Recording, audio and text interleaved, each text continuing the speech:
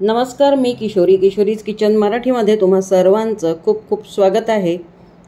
रोज सकाळी नाश्त्याला काय करायचं हा मला नेहमी प्रश्न पडलेला असतो। तर आज मी विचार केला की अगदी हलका फुलका असं काहीतरी करायचं आहे।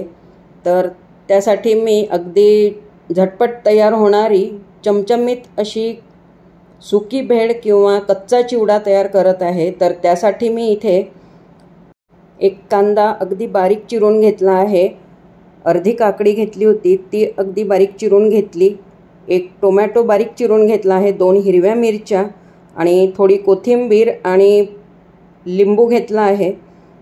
सर्व साहित्य छान बारीक चिरून घेतले।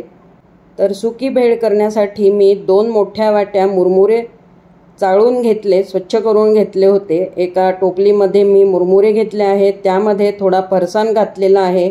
त्यानंतर त्यामध्ये बारीक चिरून घेतलेला कांदा, बारीक चिरून घेतलेली काकडी आणि अगदी बारीक चिरून घेतलेला टोमॅटो घातला, हिरवी मिरची, सर्व साहित्य जे आहे ते घालून घेतलेलं आहे आणि थोडं थोडं मी बाजूला ठेवलं आहे कारण मला वरून घालायचं आहे। एक छोटा चम्मच तेल घातला आहे, चवीनुसार थोडंसं मीठ घालून घ्यायचं आहे त्यामध्ये।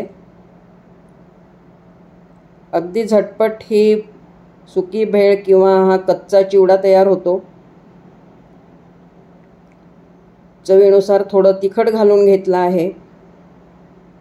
तिखट आपल्या आवडीनुसार घालायचं कारण ह्यामध्ये मी 2 हिरव्या मिरच्या सुद्धा घातलेल्या आहेत, त्यामुळे थोडं तिखट घालून घेतलं आणि सर्व साहित्य जे आहे ते छान मिक्स करून घ्यायचं आहे। तर अशा प्रकारची सुकी भेळ सकाळी नाश्त्याला किंवा मधल्या वेळेत कधी भूक लागली तर त्यावेळेस सुद्धा आपण अशा प्रकारची ही भेळ करून खाऊ शकतो आणि खूप लवकर तयार होते आणि घरी जे काही साहित्य आपल्याकडे अवेलेबल असेल त्यामध्येच ही भेळ किंवा कच्चा चिवडा हा तयार होतो। तर सर्व मिश्रण जे आहे ते छान असं मिक्स करून घेतलेलं आहे मी। आणि तुम्हाला ही सुकी भेळ किंवा अशा प्रकारचा कच्चा चिवडा आवडतो की नाही मला प्लीज कमेंटमध्ये सांगा, कारण मला तर फारच आवडतो। तर मी बरेचदा अशा प्रकारचा हा कच्चा चिवडा तयार करत असते। तर सर्व साहित्य जे आहे ते छान मिक्स करून घेतलं, त्यानंतर त्यावर लिंबू पिळून घेतलेला आहे। मस्त अशी ही चटपटीत भेळ तयार होते आणि कमीत कमी साहित्यामध्ये झटपट आणि पौष्टिक सुद्धा आहे। वरून थोडी मी शेव घातलेली आहे, माझ्याकडे ही जाड शेव होती, बारीक शेव असेल तर ती सुद्धा घालू शकता। आपल्याकडे जे गोष्टी अवेलेबल असतील त्या गोष्टींमध्येच आपण कुठलाही पदार्थ खूप पौष्टिक आणि रुचकर असा बनवू शकतो।